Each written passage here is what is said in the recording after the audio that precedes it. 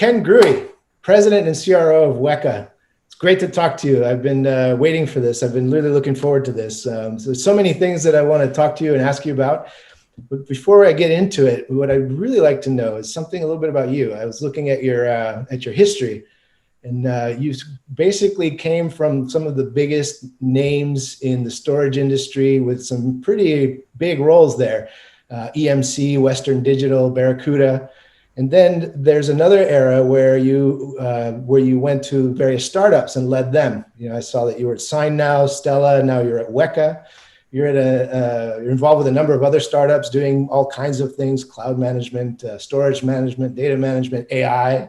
It's amazing. But what I'm curious about is what made you take that path? It's definitely not the path of least resistance to go from all your career options in this amazing industry and then get into these really innovative companies where there's nothing but headwinds. What drove you to go that direction? Well, Lee, it's a very telling question. So thanks for asking it. I think most people go through a transformation between the age of, say, 18 and 25. Yeah. It's an awesome age. I'm blessed to have 3 daughters. I actually ran a half marathon with my daughter, Erin, who finished up at Cornell, and now she's doing social work out of Queens. Great. During COVID times, that's, some anxiety, but also a lot of very proud that she's doing it for foster kids and doing some really great work as 23. I just had sushi last night in Boston, COVID protected, with my daughter at Boston College. She's 21, and she actually has an internship with Zoom. That's pretty cool. I mean, yeah. I think Zoom kind of helps save a lot of people's productivity and actually academically save a lot of things. Then I have her identical twin daughter is at UCLA, and she's on a trajectory trying to become a doctor. She finished up her 4th year at UCLA. So at the end of the day, I'm a happily married father of 3 daughters, and trying to have them all make the world a better place. But to answer your question, what happened is the transformation that happened between 18 and 25 for me is I was blessed to take a financial aid scholarship to Boston College, which of the 5 schools I went for was my reach. I literally didn't think I'd get in. I thought I had the grades, but you just never know. You just never know. So I got in there. As a sophomore, I took a senior level class. It was called Professional Selling. And so that was during the period of time in college, there was no selling classes. There was marketing classes, but it wasn't the same. But ironically, when you talk to people who are 25 while you're still in college, they're all selling. So you're like, wait a minute, why are there no classes on what you're actually doing? So I took this class, and it was taught by a borough salesperson. And I know you're going to talk a lot of people. And first off, I applaud you, Lee, for doing what you're doing. And I love that we're keeping this very casual so people can learn from it. Yeah. But my perspective, I'm actually a student of the sales profession. It was the Fuller Brush salesperson who was the first real kick-ass sales force. It was door to door. I'm proud to say my great-grandfather was one of the Fuller Brush salespeople. Mm-hmm. Then it was the borough salespeople. How'd you like to compete against IBM all day in a market they kind of owned? And that was the borough sales force. Then the Xerox sales force kind of took over. Then I worked for a company called EMC. So I was blessed to become employee number 110 of EMC. It was that same selling class at Boston College that I took my sophomore year. A gentleman came in, Professor Ladwig. He's up in heaven now, but he came in, he goes, I have great news. And this teacher, he made it so that the best spot in a class or anything you ever went to was right over us in the door. You wanted to be the person that when you came in the door, your eyes connected to whoever came in. You just never know. Yeah. And he actually worked in voice inflection. Yes, a class that we were paying thousands of dollars instead of worrying about memorizing things was on voice inflection. Mm-hmm. And paying attention to pauses and how to get the cadence done so people would pay attention to you and cut through the clutter. Whoever guessed that skill set in late 80s would be applicable in 2020 for both you and me. Yeah. But when he said, I have great news for everybody. I have internships at a brand new company called Iga Marino Corporation at $5 an hour. I was the only one to raise my hand because everyone else was making more and getting prestigious things. But that changed my whole trajectory. And you got to understand now, EMC is a huge company. It got bought by Dell. I think they're around $70 billion. And they're, I think people know who they are and what they do. And I'm proud to say that most of my college roommates, my high school friends, my own brothers, actually my own wife gave a speech at EMC back in the day. But what I'm proud about it is it provided a change and a legacy. What I mean by that is while you're a sophomore in college, and you join this young company and you're employee number 110 of it and the first inside salespeople at it, they say, what do you solve for a problem? Because one of the questions you teed up to me, Lee, was, what problem exists that you need to solve? Well, back in the late 80s, this was the problem. If I do my job right today, I'll talk about 3 problems that are solved. The first one was this. After the mainframe and into the super mini, yes, before the internet, there were 5 computer companies, mini computer companies, DEC, Hewlett-Packard, Prime, Wang, and Hewlett-Packard, those 5 companies. The problem was, if you bought an application, and it was probably General Ledger, and it went through one of those 5 minis, unfortunately, even though Moore's Law was in effect, and storage got better, and memory got better, and applications get better, unfortunately, you were victim to going back to one of those 5 companies.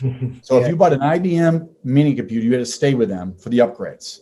HP, Digital was the same way. Yes, it was a company called Digital. It was the company I wanted to work for. Wang and Prime. There was those companies. So imagine the surprise when you go back there and you can't get the latest technology and you had to pay 90% gross margins on it because you were captive. So I literally had presentations when I was 19 years old at Boston College, and I said, don't you think there's a better way? And even non-computer science majors, even non-marketing majors, non-business majors would raise their hands. Shouldn't there be a company that solves that problem? There is. That's what EMC started with. Was solving the issue. How do you upgrade when someone buys? This technology is so fast. You know, everything doubles every 18 months. I still believe that to be true. But that got me in. So I was addicted to that pace. I was addicted to the disruption. And at the end of the day, I really didn't stay at big companies. I always ran small, disruptive units within bigger companies. In fact, my last job at EMC, I ran the Flash group. And you might say, Flash? Geez, everyone has an iPhone, or I'm sorry, something has a Flash device. That's not crazy. But in 2013, that was crazy. Who would ever think all these spinning drives would be replaced by something? So to answer your question, I care about legacy. And the reason I talked about being a dad of 3 daughters, I have a unique last name, Grohe, but it's German and Irish, and I care that I live a life so that they make the world a better place. And I enable them to do really well. And my wife believes the same thing. So, I took the challenge of an audaciousness of being employee number 110 to literally say, our relocation program is we will allow you to expense the map you buy at the next gas station. And the office you're opening up is west. So please head west. And please lease a fax machine because they're really expensive. Hire a very good admin and buy some yellow pages, but you're going to need to talk to a lot of customers. But we think storage is going to be big. So thanks for asking the question. But I think most people will go for a transformation between 18 and 25, not just selecting your major, Lee, but deciding your career. And I happen to choose a career. Now I'm in business now, but I just figured, and if I ever write a book someday on sales, if you meet 8 to 12 people like we are, eyeball to eyeball, mouth to mouth, heart to heart, if you meet 8 to 12 people every single week for the rest of your life, great things happen. And I think the legacy of taking that chance, I'm sorry, when I was 22, I had to make a choice. Do I work for AT&T? Do I work for IBM and go to a training program for 2 years and roll my eyes? Or do I take less base pay, more variable pay? And when I took the job, a lot of people said, congratulations, because they knew if that worked out well, and it did, they'd have a career. And I'm blessed to say that many people have. So kind of a long-winded answer to say I care about legacy, and the risk is worth the reward is worth the risk. And truthfully, the risk of every day is worth it. So, but thank you for ascertaining that off of LinkedIn. More and more people don't even give out CVs or resumes. They just pass people to their LinkedIn. Thanks for gleaning that. Yeah, and I can actually see another theme because I can relate to it myself. And it's not that you worked at large companies and went to startups. It's that I can see the theme here is that you've worked for growth companies. Everything you joined was growing, which meant you had greenfield opportunities. You weren't just taking over a process from the guy who retired or whatever. You went in, like you say, the story of EMC. I had a similar with NetApp. From hindsight, it looks like a big company, but when you joined, you were actually part of the process of getting it there. So I can see that. So it's really an interesting trajectory, and looking at the different startups. And I would also say that when my experience, at least in growing companies, is that you need to know why you're doing it more than the punishment you're going to get. And that punishment you can't predict, right? So that's why a lot of people, get out of startups. And in that process, you learn what is your biggest strength, and you usually learn it because it's also your biggest weakness. That's the thing that gets presented to you as a problem, and then you realize, but that's also my superpower. Have you figured out what that is for you? What is that thing that is both your biggest strength and also your biggest vulnerability? Well, thank you. That's a good question. I'll go over two strengths. I do a lot of Marcus Buckingham's type stuff and strengths analysis. So I'll go over two strengths, and hopefully you'll consider those strengths. And I'll go over a weakness, which is actually famous. Actually, Shakespeare talked about it and wrote many plays about what my weakness is. And actually, it's inherent to many salespeople. So my two biggest strengths are this. I had a friend the other day who knew me from EMC, said, I got to work. He goes, Kenny, I've been watching your career on LinkedIn, and you have an uncanny ability to always join the company right when it's taking off, and it's in a market that's taking off. You're the luckiest guy. You keep on picking these companies that are upward like this in a market just like that. And I smiled like there's no tomorrow. So yeah, I'm lucky I picked those companies that are doing it, but maybe since, and he goes, wherever you go seems to be the place to be. And I had another friend who I actually talk with and confide with when that happens. And he goes, maybe you make it the place to be. So that was kind of cool. So thanks for that. That was a strength. So I tend to go to a place that you almost have to Google what the company name is. For example, I'm at a company, Weka. It stands for Wekabyte. It's 10 to the 30th power. It doesn't really jump right off out there. It's all the amount of information you can put within a device. But remember, I was actually in the front row when Eric Schmidt, who is then the CEO of Google, stood up at a George Glider conference 20 years ago, and he actually said Google is a misspelling and a mispronunciation. It's actually Google, which is a Google byte, which is all the information we'll ever need in our lives, which is 10 to the 100th power, 10 times 10 to, my point being is, so my biggest strength is the willingness to go to a company that hasn't quite found its way, to help them find their way. That's a strength. And then secondly, if I come across as a USA Today guy versus a Wall Street Journal guy, thank you. If I come across like a USA Today versus Scientific American guy, thank you. What I try to do is take very complicated products or topics and try to make them pretty simple. Mm-hmm.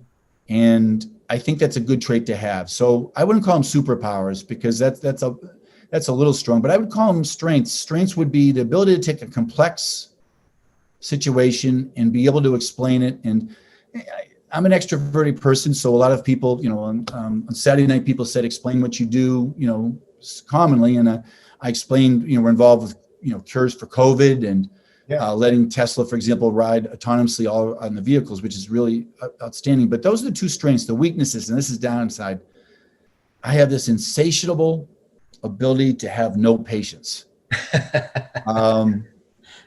It's, if you look at Romeo and Juliet, what caused them to both, unfortunately, die before their time in Shakespeare's play was lack of patience. Mm. So as a dad, that's probably caused my daughters some angst. It's probably caused my wife some angst. But not to sound like Ricky Bobby, I like things to go fast. But I have a just intolerable ability to not have patience. One of the supermarkets I go to is a Whole Foods. Mm-hmm. And I'm not trying to preach earthy crunchy, but I moved to Santa Cruz, California. You can see the backdrop of this bridge in the back. Beautiful. I don't have that accent, but once a month they experiment with something called Amazon Go. Mm-hmm. And part of the people who are watching this webcast will probably say, what's next? Well, living in a place that's innovative like that, Amazon bought a Whole Foods to eventually integrate Amazon Go technology. What Amazon Go technology is, imagine a world where you walk in, as long as you have an active iPhone and you're on the Wi-Fi, and I think it works with Android as well. Yeah. You walk in, you buy it's Whole Foods, I'll make fun of it. You buy 7 items, it's $70, but it's all, healthy, organic, whatever. You leave. Imagine a world where there's no checkout lines. You just leave and you hear beep, beep, beep, and you see on your phone. Yeah. For a certain demographic that I'm in, that's the world. I don't even care that my items are $70 when they should have been $60. Yeah. I know that sounds awful. Yeah. I care that I gain back those 10 minutes of senselessly waiting in line where someone might have written it with a paper check, or someone had The bill was $30.11, and they took 25 seconds to look for those 11 cents in the bottom of their pocketbook or pocket or purse or wallet. Or just wait in line, yeah. I'll never get those time back. No. And sorry, my kids laugh at this, but I go, who knows? I could have invented the cure to cancer during that time. Yeah. I could have, who knows what I could have done in that time, but I'm wired that way. I have no patience, and I'll gravitate towards things that aren't, and it's a double-edged sword. So hopefully that helps, and maybe some of the people watching today have that same type of strength and weakness as well. And I even remember thinking 8 or 9 years ago, if Borders or Barnes & Noble had just thought of that, they would have really been able to stave off Amazon a lot longer, because they had the advantage that you wanted to go there and sit and hang out, but then you got to wait in line. So you just go home and order it from Amazon, and they could have just let me walk out with it. That would have been a whole different world today. We may not have AWS, who knows, Good point. Yeah, good point. So that's great. So now a little bit about Weka, in fact, the company that you work for now. The slogan is that Weka is the file system for those who solve big problems. Tell me a little bit about some of these problems in this area. And this is an amazing area. So I'd love to get your perspective just to kind of set that up on that topic. Well, thanks for asking. I don't think there's any bigger problem than COVID. Yeah. The fact that we're not doing this live is because, and the fact that why everyone uses Zoom every day, and my daughter ends up working for Zoom, and I was the second customer at Barracuda, made the decision to use Zoom, which was great. But the big, again, we're tremendous pride. That's our tagline. We solve big problems. Yeah.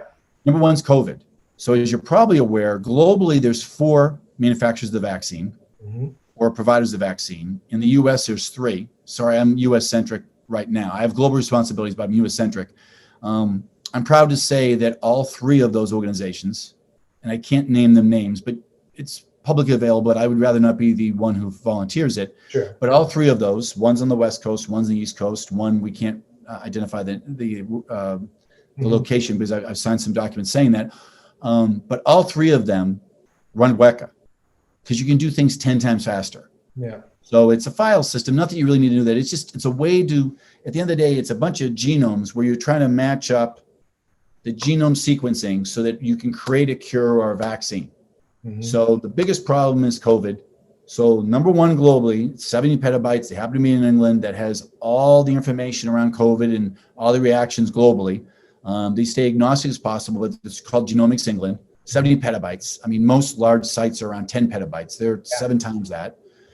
They got the information 75 times quicker with us, which is huge. Yeah. So at a time when everyone in the world says, I wish there was a vaccine, I wish there was a cure, we're in the eye of the storm, Lee. It's huge. So the biggest problem, and I give out t-shirts that say we solve big problems. And if you become a customer, it says I solve big problems. And when there's a customer, we give out many of those t-shirts, and I usually wear those shirts. But yeah, the biggest thing's COVID, and it's very topical. And to be brutally honest, it's available and it's going to the States now.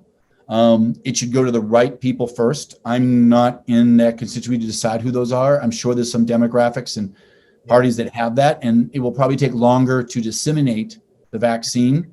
But I'm proud to say that we participate in that wholeheartedly. So that was the biggest problem that's out there.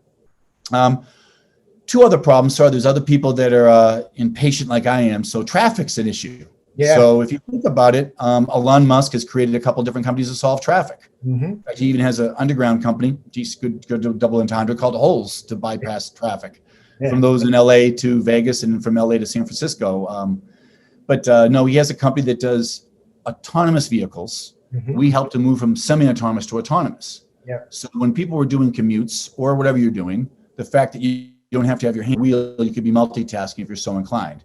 And that company happens to be the safest vehicle on the road these days. Yeah. And the big problems we have, not just for vehicles, that takes care of our lives, but we're also the provider to not just that company and its competitors, but to fleets. So there's actually an autonomous trucking company, Too Simple, and their competitors. We all supply to them because they need to run 10 times faster with Weka. And then, believe it or not, we provide to Airbus autonomous flights. Yeah. So fleets, flights, and vehicles. All 3 of them use Weka to do a competitive advantage, be a first mover. And it's all about revenue gain versus cost containment. But so the big problems are traffic, logistics of moving things around. I talked about COVID. And then Later today, I'll be doing an interview with Biogen. They're a customer of ours. Sorry, my mother passed away earlier in life than she should have because of multiple sclerosis. I have a brother-in-law, dear brother-in-law, Mark, my wife's brother, who has multiple sclerosis. He's dealing with it every day. And this great company, Biogen, that I'll be doing an interview very similar to what you're doing, uses our product to get the next version of Avonix, their product, out to market.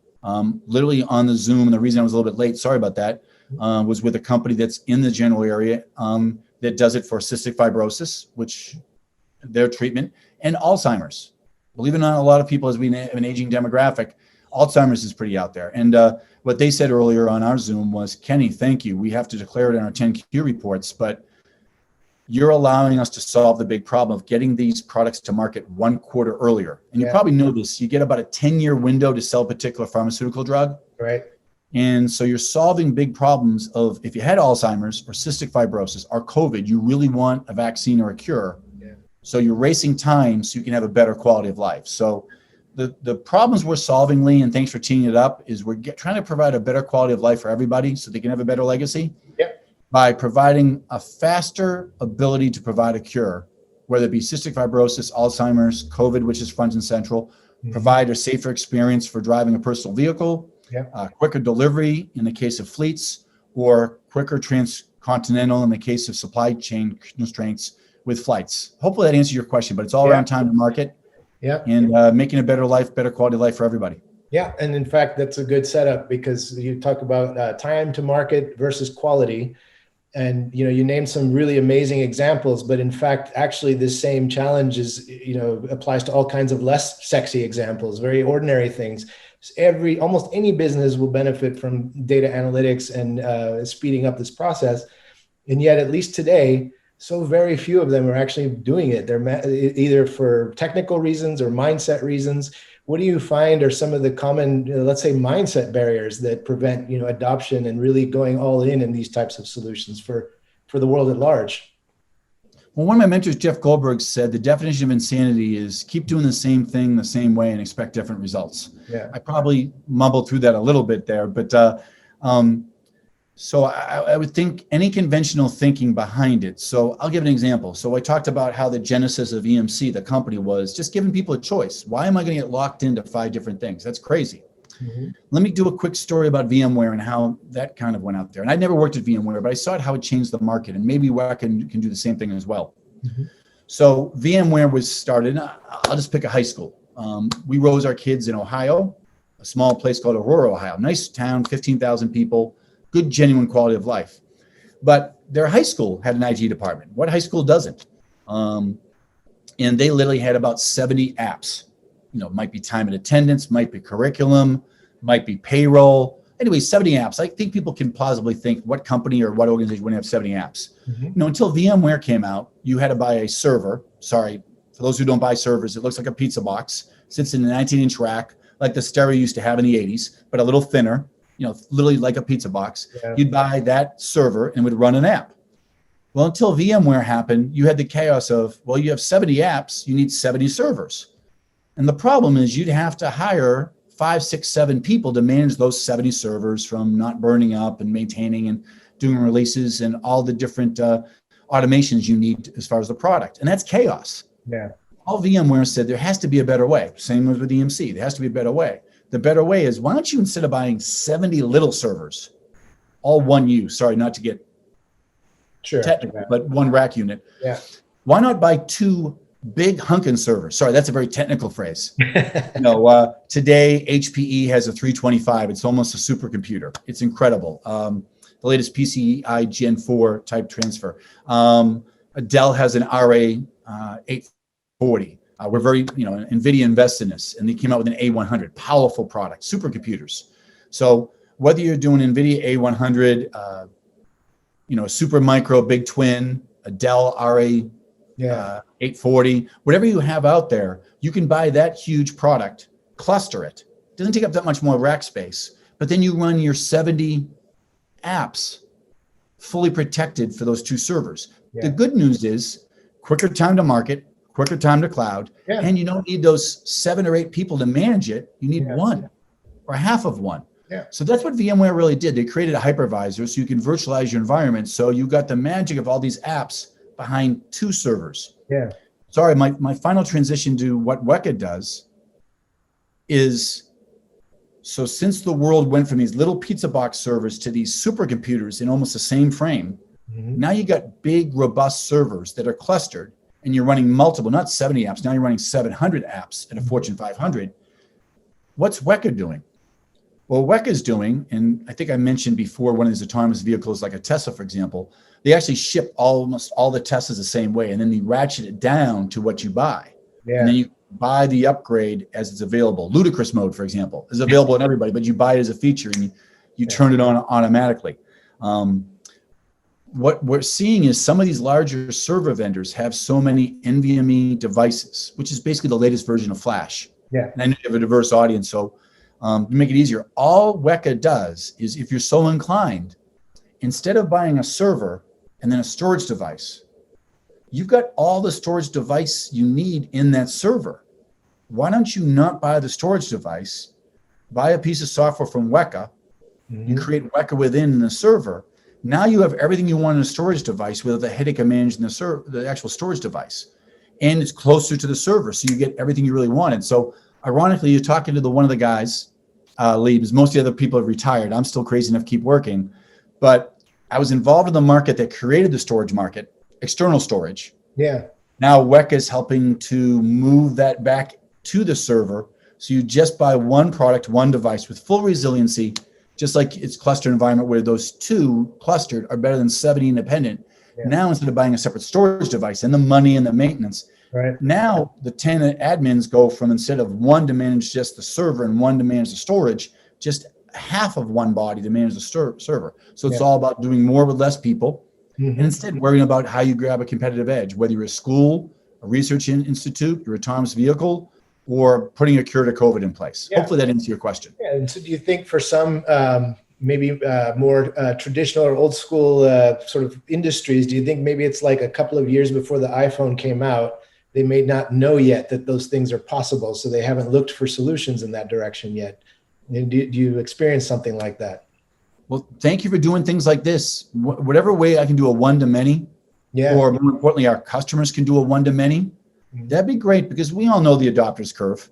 Yeah. We're trying to reach the early adopters that can help us all through. I was not there the day the first iPhone came out, but as the 5G comes out, I'm probably going to be a customer of that and ride that type of wave. But the more people like you, Lee, can take the courage and be the first mover to put these out there, that'd be great, because at the end of the day, they're just customer stories.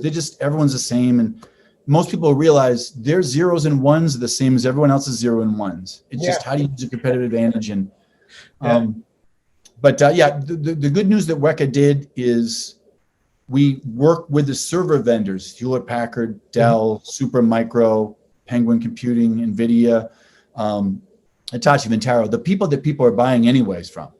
Because what I found out, and you said it before, not everybody is ready to buy from a startup.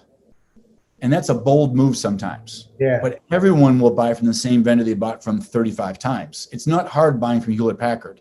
It's not hard buying from IBM. It's not hard buying from Dell. It's not hard buying from Cisco. It's not hard buying from Supermicro. People do it, or Hitachi Vantaro. People do it every single day. Yeah. But they just didn't know there was a choice where you could put the storage actually in your server, so you didn't have to buy a separate storage device.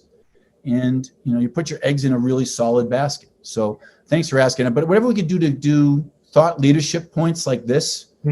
Kathy Island interviewed me a few weeks ago. I'm going to a thought tank later today. Whatever we can do to have subject matter experts do thought leadership articles like this can only help us, not just us, but anybody who's doing a quick mover. Maybe someone's inspired by saying, I got to go to one of those supermarkets where there's no cashiers. That seemed pretty cool. Yeah.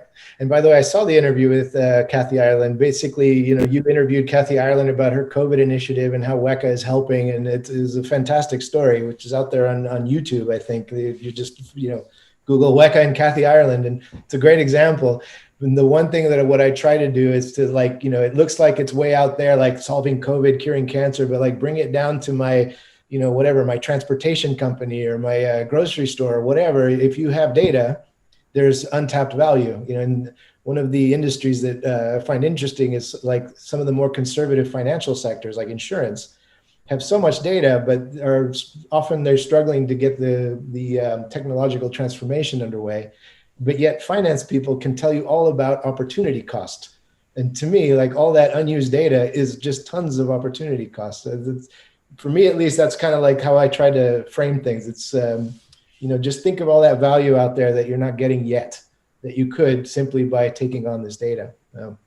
I think, Lee, that's a great tee up. I think most people don't realize they have all their data. Even a company of our size, we have 50,000 contacts on our database. Mm-hmm. We have enough. It's how we use it. Yeah. It's funny you mentioned that. Both Forrester and Forbes mentioned this. Kathy mentioned it in the article as well. But between 60 and 73% of all corporate data goes unused for data analytics. Mm-hmm. So it's not that you need to buy more storage or buy more information in the storage. It's how you use it. So it's no different than people are trying to lose weight. They have to change a behavior change, both eating and exercise, obviously. And I'm not a topic person on that. But if 60 to 73% of your information is trapped, and meaning not being used for data analytics, it's finding new and different ways to use that. And it's pennies on the dollar. So you're investing small bags of money for big bags of money. In fact, even during Kathy's interview, that was a very telling point. And you had mentioned insurance world or financials. An example, I carry a credit card. Most people have a credit card. If you're really cool, you put your credit card on your phone. I do both, but I usually use my card because it has a chip in it. Yeah.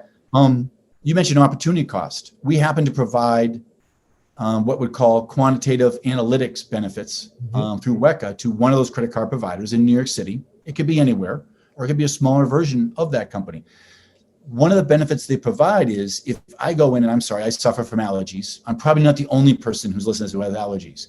But if I go in and buy, Claritin D, and I apologize, I'm not saying it's the best, but if I buy Claritin D, again, here I go, talk about waiting. I have to wait behind a counter to get it.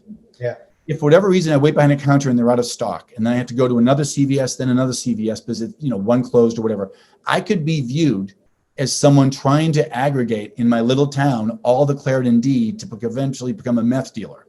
I'm not a meth dealer. I'm really not a felon. I'm just someone who wants relief from my allergies. Yeah. But if you don't have the right data analytics and you don't use it the right way, those huge Fortune 500 companies could give you the inconvenience of a false positive. Mm-hmm. And they could actually stop me from buying a $20 container of Claritin D. Yeah. So finding out the false positives, and it's funny you mentioned that, it's not just stopping fraud, it's stopping the inconvenience of opportunity cost. So I convince brand loyalty to stay with my credit card. So they'll send me a text going, is it you? And I know they're doing a lot of advertisements here and you can see them on almost every football game. Is it really you trying to buy Claritin D? Or is it really you at CVS or whatever it is? So my point being is I'm not trying to tell people buy more storage. I'm not trying to tell people buy more data. It's try to use it in a different way that you would be amazed. It's pennies on the dollar. Mm-hmm. It's a different way to use a competitive advantage. Lee, you lead it up, but I was in IT in the mid 90s when ERP came out. Yeah. And a company out there called SAP led that charge. Yep. And the phrase was, if you're not doing ERP now, you're losing to somebody who is. I think the soundbite that you might have out of this is if you haven't started an AI initiative now, even if you're a Russell 2000, if you're an SMB, even if you're a higher educational, you don't have to be an Ivy. Right. If you're anybody, if you're not doing an AI initiative now, you're losing to someone who is using it now. Yeah. And we actually had a customer in Oklahoma, a quarter ago, got going with their first AI initiative. Mm-hmm. And they're a public sector. They work off donations. They got it going for $51,000. Yeah. Imagine that. Yeah. $51,000, including the actual processor, the Weka parallel file system, because in order to make something work with AI, you really need three things. You need a fast network, you need a parallel file system, and you need a very fast processor, sometimes a GPU. Yeah. And you can get that as little as $51,000 for all of those, which is really kind of convenient. But to answer your question, I think people are cognizant of the executives as we come out of COVID, or are getting to get out of COVID. that if you're not working on an AI initiative now, you're losing to somebody who does. Yeah. Hope that helps. Forrester actually has numbers on that. They'll say they estimate the amount of revenue that's going to be taken from a data-driven, or taken by a data-driven competitor from someone who isn't. So it's definitely, we're early, so it's not intuitive to most people, but it will be. I agree with that, absolutely. So I think of a good closing question. If I am a leader of a business, or even if I'm just responsible for the data, or even responsible for the business processes, what kinds of questions should I be asking myself? What things should I be measuring and checking on my own to find out if I'm in need, if I'm actually missing out or losing opportunity to create value with what I have in my purview? Great question, because I grew up through sales. I've run a few companies, you mentioned some before, but uniquely I'm in charge of customer success. I own the number. And I also create the marketing for the number. And more, that's more organic. So what I would say, if you're a business executive today, I would say, go back to your customer base, ask them, what have you gained the most by using our product over the last year or 2 years or 3 years? And I apologize that the ticket sale might depend on that. It's usually not in 5 minutes. There's some deployment, there's some fallout period. Not everything goes in 5 seconds. Even cloud-based solutions are that way. But I would go back to your customer base, find out over the last year, and I just did this earlier today. A, are you happy with the product and what benefits have you received? B, if you didn't have our product or solution, what would you miss the most? And then here's the breakthrough.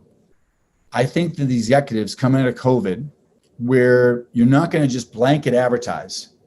What I think you're going to do is select some certain pearls of wisdom that the answers that your best customers give to you, and forget the logos of the customers, but there'll be some customers that have run your product for maybe decades or years, or at least your newer product. Mm-hmm. Whatever they couldn't live without, or whatever you do uniquely different, or whatever they miss the most, I would say back to all the executives, please galvanize the company around that one thing. That will change the flywheel.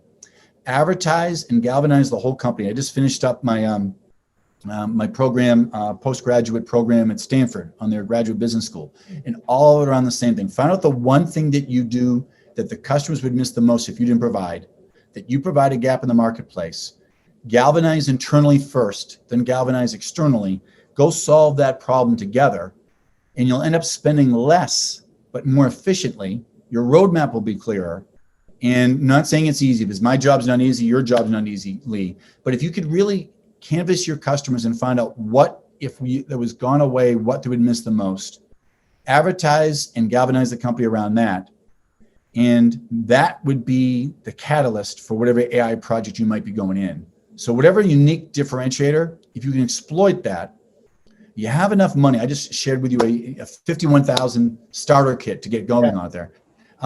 Most companies have several magnitudes of that. So it's not as much money as you think, but I beg you, don't do it the way you used to do it. Like I said before, keep doing the same things, expecting different results is insanity.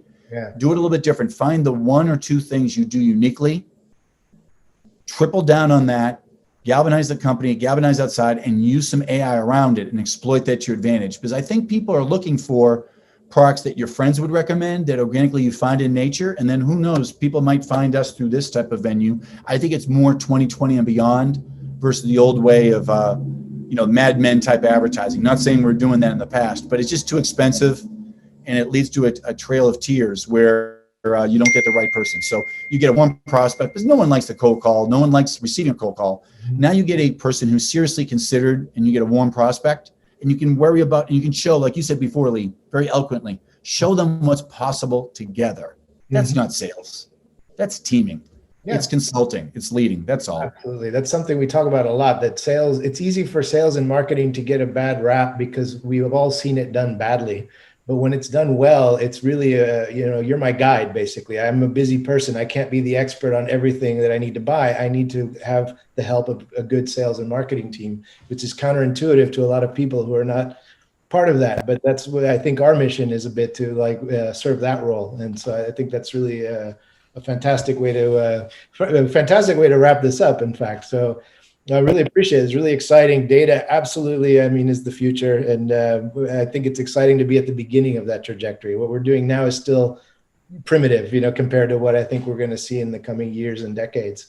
So really appreciate that. So thanks very much, Ken. Thanks for taking the time and having a chat with us. We look forward to having more of these and to watching more about what happens with you and with Weka in the future. Thanks, Lee. You're a great host, and thanks to all your readers and watchers out there. Have a great day. Yeah, thanks very much.